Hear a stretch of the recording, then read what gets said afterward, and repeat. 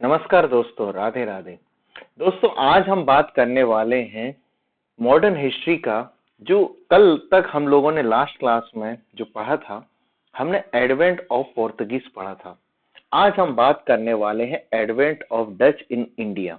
देखो दोस्तों, European company में सेकंड भारत में जो कंपनी आई थी या जो यूरोपियंस आए, वो आते हैं कौन दोस्तों? याद रखना, Dutch arrived in India. So first आए हैं कौन? पोर्तुगीज। पोर्तुगीज के बाद कोई भारत में आए तो वो डच आते हैं। अब देखो, पोर्तुगीज में सबसे पहला शख्सियत जो आया था, वास्को डेगामा केम इन इंडिया इन 1498। तो उसके करीब 100 साल के बाद, आफ्टर 100 ईयर, किसी का अराइवल होता है, तो डचों का भारत में अराइवल होता है। अब ये डच कौन थे? तो यदि आप जानते हो कि जो भी हमारे यहाँ पर नीदरलैंड या हॉलैंड के जो सिटीजन्स होते हैं, उनकी जो लैंग्वेज या कस्टम्स हो गए, उन्हें हम बोलते थे क्या? डच। तो Dutch basically belongs to the Holland और नीदरलैंड। ठीक, तो भारत में पोर्तुगीज के बाद किसी का अराइवल होता है तो वो किसका हुआ दोस्तों? याद रखना, it is very important for examination. Dutch हुआ, डचों का अराइवल हुआ। और डच थे कौन? तो जो सिटीजन्स होते थे, the citizens belongs to the Holland और Netherland, termed as the Dutch. यहाँ पर पहला शख्सियत जो सेलर था, उसका नाम था कॉर्नलिस डी हाउटमैन करके। Cornelis Houtman was the first Dutch citizen who arrived in India in 1595-96। देखो, ये लोग किस लिए आए थे? तो जैसे हम लोगों ने लास्ट क्लास में पढ़ा था, they came in India, okay, for the spices. Okay, these company या these countries were basically okay lying over the areas of the 60 degree latitude. ये 60 डिग्री लैटिट्यूड के आसपास का इनका जोन है, और यहाँ पर विंटर में सबसे ज्यादा इनको क्या होता है? स्पाइसेस की जरूरत इसलिए होती थी क्योंकि ये लोग ज्यादातर कंज्यूम करते थे मीट वगैरह को। 100 साल के बाद, कब 100 साल के बाद? जब पोर्तुगीज ने भारत से ट्रेड करके इतने डेवलप हो गए थे वो लोग कि अब दूसरी कंट्री सोचने लगी थी कि हम भी साउथ ईस्ट एशियन नेशंस में जा करके ट्रेड करें। और साउथ ईस्ट एशियन नेशंस में जा करके ट्रेड करने के लिए दूसरी कंट्री से कोई आए तो वो डच आए। और डच में कोई शख्सियत पहले आता है तो वो आया कॉर्नवालिस हाउटमैन। अब देखो, इतना इजी नहीं था। Cornwallis Houtman first reached at the Sumatra region. ये सबसे पहले कहीं गया था? तो ये इंडोनेशिया में जाता है, इंडोनेशिया आइलैंड्स वगैरह में जाता है। और इंडोनेशिया में सुमात्रा आइलैंड के राजा हुआ करते थे बांटम करके। ओके, उस बांटम राजा से इसने ट्रेड करने की परमिशन मांगी, लेकिन हुआ ये कि सुमात्रा के किंग बांटम ने ट्रेड करने की परमिशन नहीं दी, जिसके कारण फिर इनकी अराइवल या इनकी एंट्री कहीं पर होती है तो इंडिया में एंट्री हुई। So first they reached at the Sumatra region, but they were unable to establish the trade relation. Generally क्या होता है, दूसरी कंट्रीज के लोग जनरली जब भी वो एंटर करते थे तो उन्हें ट्रेड करने की परमिशन नहीं मिल पाती थी, खास करके सुमात्रा रीजन में। लेकिन हमारे यहाँ पर भारत में अतिथि देवो भव की फीलिंग्स है, तो हर कोई इजिली आ सकता था। अब हुआ ये कि एक एक करके कई ट्रेडर्स डच से ट्रेड करने लगे। क्या करने लगे? ट्रेड करने लगे। अब हुआ ये कि कई छोटी छोटी कंपनियां आकर के ट्रेड करने लगी, तो वहां की गवर्नमेंट ने एक कंपनी बनाई। ये कंपनी छोटी छोटी कंपनी या सेलर्स को मिला करके कंपनी बनाई गई, और ये बनी 1602 में, जिसे नाम दिया गया United East India Company of the Netherland, है ना। तो क्या था ये? डच कहाँ से थे? हॉलैंड और नीदरलैंड के निवासी थे। सबसे पहला शख्सियत कोई आया तो वो कौन आता है? कॉर्नवालिस हाउटमैन आया था। Cornwallis Houtman first reached at the Sumatra region, और सुमात्रा के किंग बांटम से परमिशन मांगी ट्रेड करने के लिए। ओके, लेकिन उसने ट्रेड करने की परमिशन नहीं दी। अब ये भारत में आए और ट्रेड करना चालू किया। और ट्रेड किस लिए कर रहे थे ये लोग? क्या लेकर के जाते थे? भारत से स्पाइसेस लेकर के जाते थे। एक तो हो गया स्पाइसेस, और दूसरा होता था कौन सा दोस्तों? ओके, स्पाइसेस के साथ साथ दूसरा होता था कैलिकोस।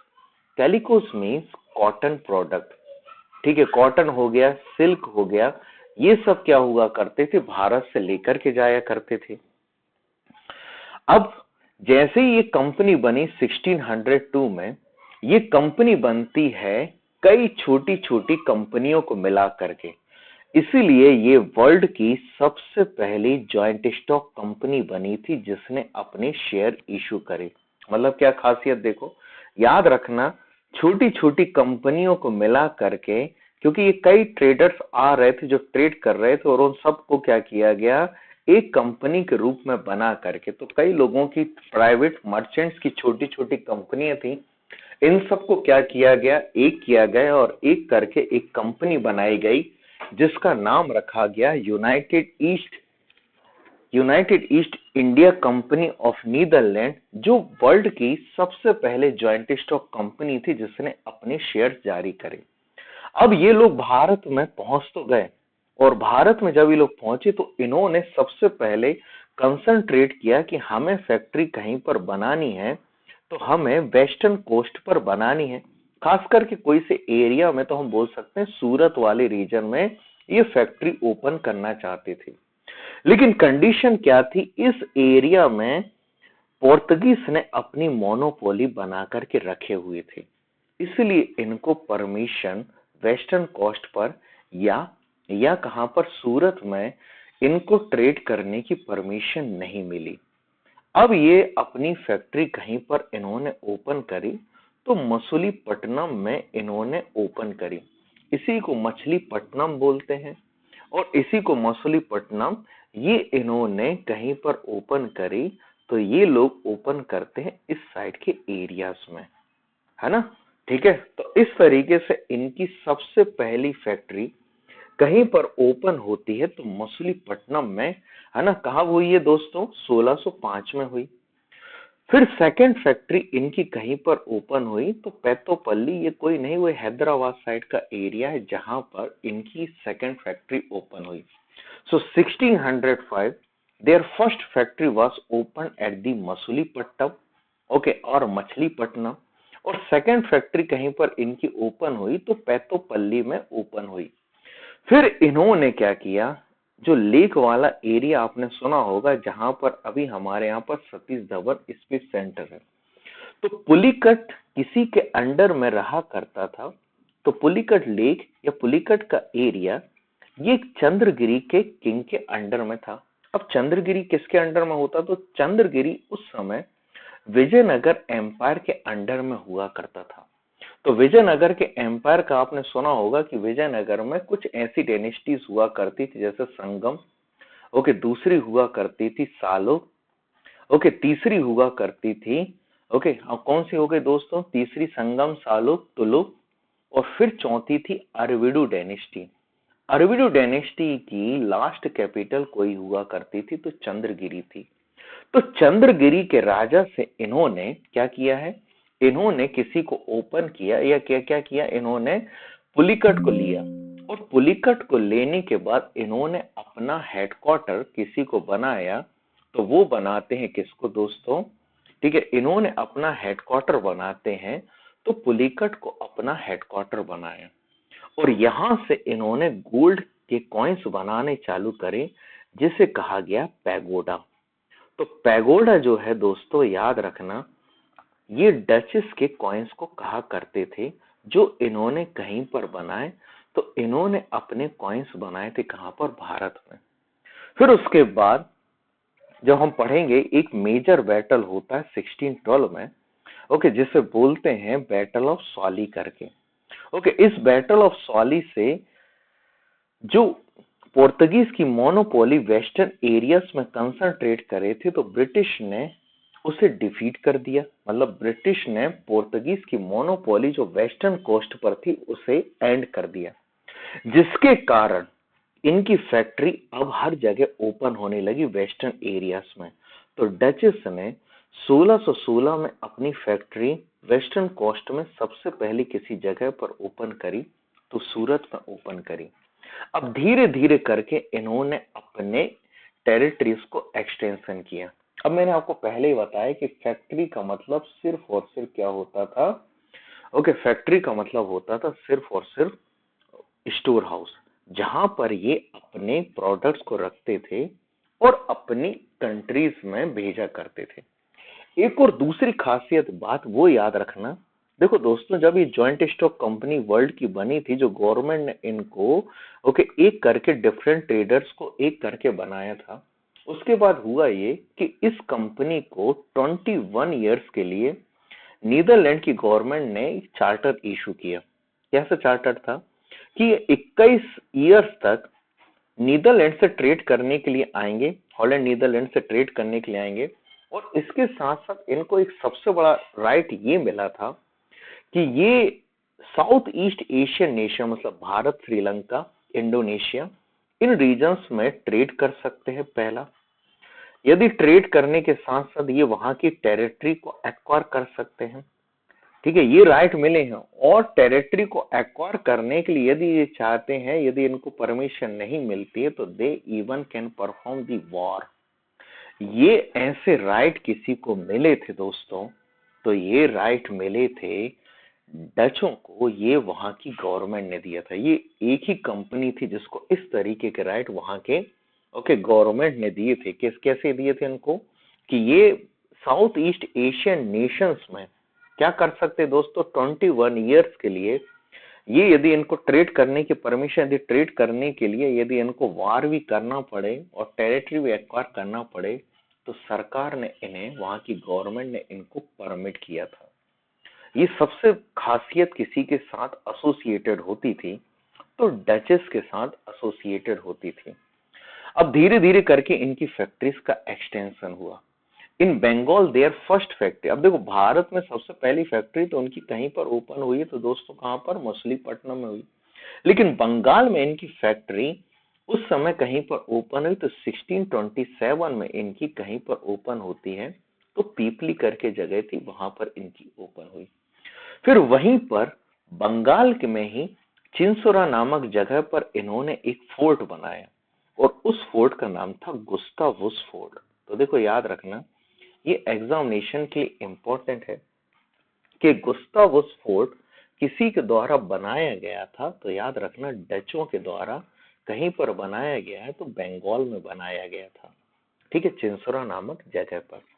फिर यहीं पर इन्होंने, ठीक है, कई ऐसे एरियाज हो गए बंगाल के, जैसे कासिम बाजार, है ना, फिर हो गया कौन सा, बालासोर, ठीक है, फिर हो गया कौन सा दोस्तों, पटना, नेगापट्टम, ऐसी जगह पर इन्होंने अपना ओके क्या किया, ट्रेड को एक्सटेंशन किया, मतलब अपनी फैक्ट्रीज बढ़ाते चले गए।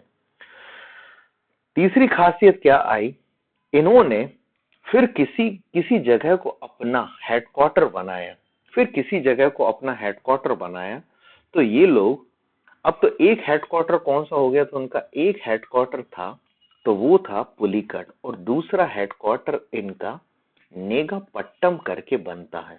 तो दूसरा हेडक्वार्टर क्या बना था दोस्तों, नेगापट्टम करके, ये इनका हेडक्वार्टर दूसरा किसी का बनता है, तो डचों का बना था। इसके बाद धीरे धीरे इनकी फैक्ट्रीज बढ़ते चली गई। लेकिन डचों की खासियत ये थी कि डच जो थे, डचों ने भारत में स्पाइसेस से ज्यादा किसी को ज्यादा प्रमोट किया या ट्रेड करते थे, तो कॉटन के प्रोडक्ट्स को, कॉटन हो गया, सिल्क हो गया, ये सब कमोडिटीज को वो क्या करते थे, इंडिगो वगैरह हो गया, इन्हें ज्यादा से ज्यादा क्या करते थे, ओके, भारत से एक्सपोर्ट करते थे। फिर उसके साथ साथ इन्होंने ओपियम ओपियम भी भारत से लेकर के जाते थे।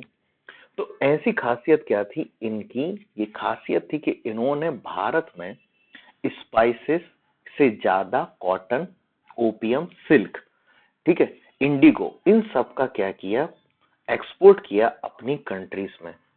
वहीं इन्होंने क्या किया था, कासिम बाजार में, है ना, याद रखना क्या किया, कासिम बाजार जो बंगाल का था, यहां पर इन्होंने एक फैक्ट्री खोली, और ये किससे रिलेटेड थी? सिल्क से रिलेटेड थी। और करीब ये लोग क्या करते थे, 3000 से ज्यादा 3000 से ज्यादा वीवर्स को इन्होंने जॉब दिया, जिनका काम हुआ करता था वीविंग करने का। मतलब क्या होगा, ठीक है, कासिम बाजार में एक ऐसी फैक्ट्री ओपन हुई इनकी, जहां पर ये पर डे के बेसिस पर वीविंग करने के लिए, मतलब सिल्क के कपड़ों को तैयार करने के लिए ऐसे कई प्रकार से इन्होंने वीवर्स रखे थे, ओके, क्राफ्टमैन रखे थे, जो क्या कर रहे थे दोस्तों, यहाँ से कपड़ों को बना करके कहीं पर एक्सपोर्ट करते थे, तो अपनी कंट्रीज और इसके साथ साथ दूसरी कंट्रीज में, क्योंकि उस समय भारत के कपड़ों की सबसे ज्यादा डिमांड हुआ करती थी।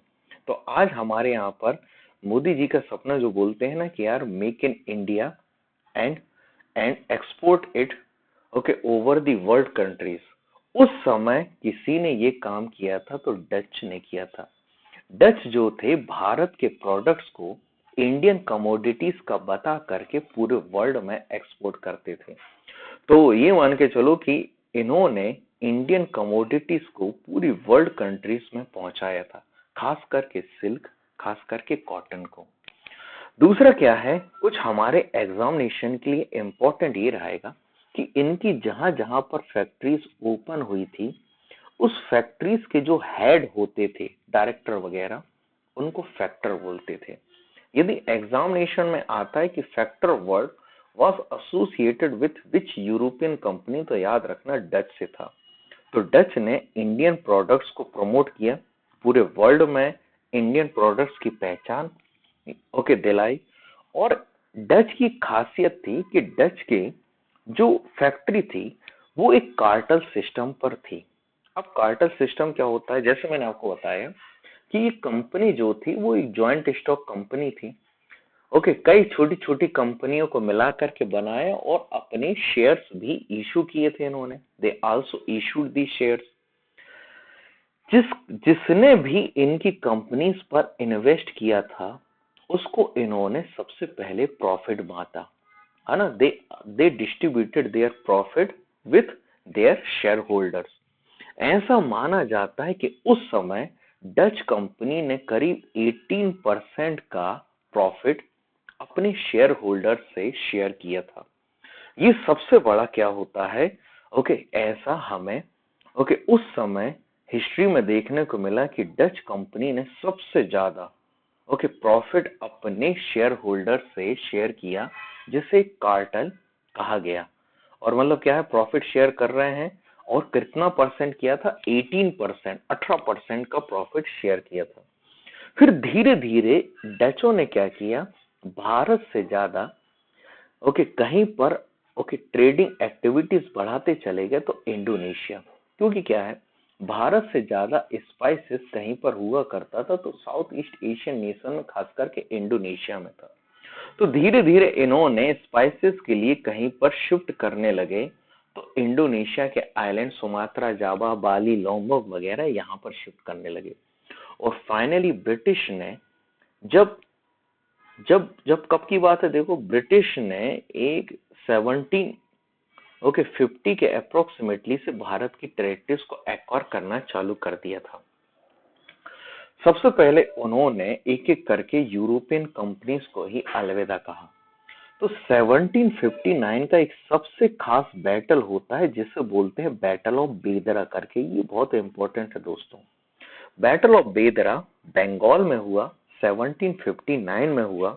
और इस बैटल की खासियत ये थी दोस्तों कि इस बैटल में डचेस को किसी ने डिफीट किया, तो ब्रिटिश ने डिफीट किया और इनको फाइनली भारत से बाहर खदेड़ दिया। तो duchess were finally defeated and they moved away from India. तो इस तरीके से 1759 में, अब देखो ये आए कब, 1595-96 में भारत में आए, और 1759 में ब्रिटिश के द्वारा एक बैटल ऑफ बेदरा में ये फाइनली डिफीट होते हैं और भारत से बाहर चले गए। इनकी जितनी भी टेरिटरीज थी उस सब पर किसी ने कैप्चर्ड कर लिया, तो ब्रिटिश ने कैप्चर कर लिया। इस समय यदि कोई एक ऐसा शख्सियत होता है जिसका नाम था Robert Clive. Robert Clive Bengal का पहला गवर्नर बनता है जिसके समय ये मेजर एक्टिविटीज देखने को मिली और they finally moved away from India. देखो दोस्तों, मैंने पूरा समझाने की कोशिश करी। आई होप आपको सब ओके समझ में आया होगा। इसे लाइक करें, शेयर करें, सब्सक्राइब करें और फिर मिलते हैं दोस्तों अगले वीडियो में, जहां पर हम ब्रिटिश और फ्रेंच की बात करेंगे। सो थैंक यू दोस्तों। जय हिंद, जय भारत।